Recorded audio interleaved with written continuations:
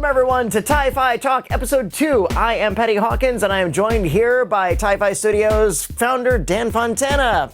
How you doing, my friend? And doing good. We are here at brand new Ti-Fi Studios East. Tell us about this real quick. Check it out, a new studio, right? How cool, right? I know.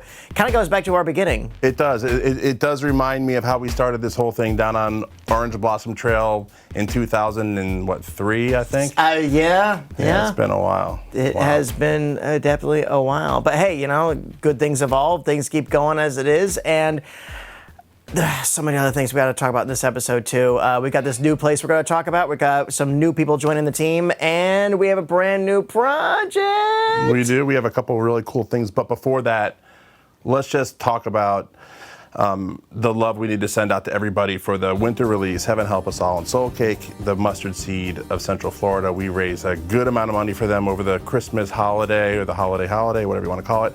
And just want to thank everybody who was involved musically, all the great musicians and singers we had involved, including the person we're going to talk about a little bit later. Anyway, so I just want to make sure that we threw out a lot of love and props to everybody who was involved with that. Absolutely. And for those of you not in the Orlando area, the Mustard Seed is a local charity that helps out with people in need in general. They have been around for a very long time. And again, the very nice thing about it is that they are inimical to the Central Florida area, and they are part of our community. And as always, Ti-Fi Studios, we are here for our community, as well as promoting all of our other projects and music and good entertainment in general. Right. It's just an honor to be able to help out. Absolutely. And I think we did that, and we look forward to doing more. It's nice to get to a point where you can give back. Yes. Because it's a benchmark of how far you've gone. Well, thanks for that. But it really is. It's special, and it's a feel good, and I think we really did make a difference. So the other big news, we have a new general manager. That's right. We have welcomed Frank Filippo to our Ti-Fi team as our general manager, and he is an interesting addition. Well, first of all, the nice thing is that, again, the business has gotten to the point where you need a general manager. Yes. You can't wear that hat anymore. You're too busy working on other projects and other silly stuff too, and he is taking so much of that off you. He comes with us with a tremendous background, and he's the one that insisted we use coasters. I mean, for that, you know, it's like, he makes sure we don't ruin the new furniture, which is really great. I mean, the day-to-day running of Ti-Fi has gotten to the point now where it's too big for me to be an engineer and to be a producer and to be a composer and also to run the day-to-day. Frank has stepped in and he's killing it, and I'm happy to have him on the team. So welcome, Frank, and don't quit, please. And Frank obviously helped out as well as you did, pitched on in. We, again, going back old school, setting up this place. How did, tell our audience, Ti-Fi Studios East, what was the impetus for this? Well, I just feel like we needed our own space that wasn't in my house. Ti-Fi Studios West, as we call it, is in my house. It was where we shot the first episode of Ti-Fi Talk, and this is just a space where we can kind of do what we want, and it's still in downtown Orlando. We're close to the day job, and we can kind of go back and forth without much of time or effort. So this place just frees the company up to do anything we want.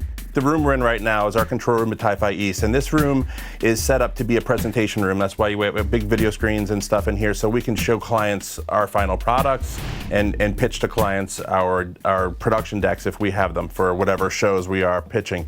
And there's also another room. It's a little bit bigger than a vocal booth, but it's big enough for small instrumental sessions and vocal sessions and voiceover sessions. As a matter of fact, we just did a two actor session for CBS Sports just the other day here, and it went great. But we got you got some footage as well from the evolution of this place too, right? We do. We have some great footage that kind of shows the trials and tribulations of building a facility by a bunch of audio engineers and musicians who really have no business doing this. And props to your wife, Lindsay, for picking this color schemes. Thank you. Yes, Lindsay made it look as good as it looks, and she was actually here, bolting furniture together and hanging photos on the wall. She is a very hands-on lady. So, you want to take a look? Okay, 4 audio engineers with paint and hammers. Let's see it.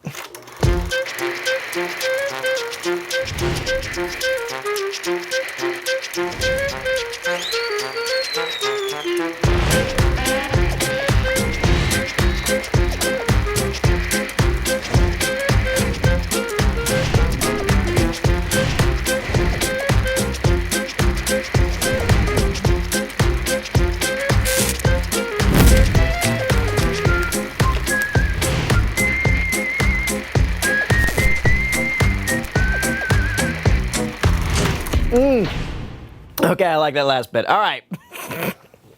Okay. You guys had way too much fun doing this. All right. I don't know if I consider that fun, but it was something. Turning any place into an audio production studio is a lot more than just some new furniture and a fresh coat of paint. Right. You've got the acoustical fortification, I believe, and all the things you see in this room are not just there for decor. They have a purpose. Yes. And you've also got to figure out what room you're going to do into, split it in half, put a window in there so the engineer and the talent can look upon each other. And that must have took some time. Right. Well, the funny part about this studio is there is no window. So what we did was we did it all with cameras. So maybe you can peer up to the top there. You see a camera. That camera is so the talent in the other room can see us, and there's a light camera and a TV that the talent can see the engineer. So yes, this was challenging to make basically an office into a recording studio. We changed the ceiling, which was probably one of the worst jobs that I ever did, and I have to thank Jeff for just going for it and being there with me. I have to give big thanks to Tommy Bailey and Stephen Morrow. Tommy designed and built these window baffles that you see to try and keep the noise intrusion from the outside world from coming in. So that's a challenge because we are in the middle of Orlando, and there's the city, and there's trucks, and there's cars, and there's ambulances, and there's radios, and there's garbage trucks, and there's every kind of noise pollution you could imagine. To try and keep all of that out is challenging. And then on the interior of the rooms, we have these baffles on the wall, these acoustic treatments on the wall to stop the sound from banging around, and to make it true. So what we listen in here sounds the same when we take it out of here. And that goes for the live room too, which we showed you guys a little bit earlier. In other words, this is not some teenager in their closet with a microphone and a pantyhose stretched across. Right. You know. Hey, while there is a lot of merit to that, and there's been some amazing music that have come out of people's bedrooms in the last couple of years. True. We wanted once again a room where we could present to corporate clients as well as artists and musicians. That was a dual purpose. So we figured we would build a place that looked real. The paint's on, the paint's dry, everything's assembled. What can we actually build here? What we can build here is the future of Ti-Fi Studios and Ti-Fi Records, which is another thing that we're going to talk about in a little bit. Like I said before, it's our own space. Yeah. And it's a very capable space. We can mix in full 7.1 surround sound in here as soon as we get the speaker song. And we have great video capabilities. We can do ADR sessions here. We can do read the pictures sessions here like we just did for CBS Sports. So it's a very capable, small but mighty room, and really take on the world. You mentioned Ti-Fi Records. That's really some undiscovered country. Tell us about that. It is. Well, there's so much talent in Orlando. Yes. In working for the day job for all these years, I've met and come across so many people who are just like world-class talent. And we want to be able to put these people in front of the world. Yeah. And also, as an engineer, I love being an engineer, but you've known me for a long time, and my soul is really in writing and performing music. And so this gives me an outlet to be a composer and a songwriter and a collaborator, and those are the things that I really love to do. So we had some big news just today. We signed our first artist to Ti-Fi Records, and we're really, really super excited about her. And what's her name? Kayla Alvarez. And what style of music? Well, that's kind of an interesting question. She definitely falls into a pop rock genre, but we're trying to throw genre out the window a little bit with her. We're going to do some cover songs. We're going to do some original songs that we're co-writing. And actually, we have 3 songs almost ready to go. So we'll let the world decide what the genre is. And again, as somebody who's known you as long as I have, I'm really excited that for you that you're tackling this because you were in the trenches of music for a very long time, and I'll go ahead and out you on this for audience doesn't know. He played in one of the preeminent heavy metal thrash bands in the 90s, and you can find their music online.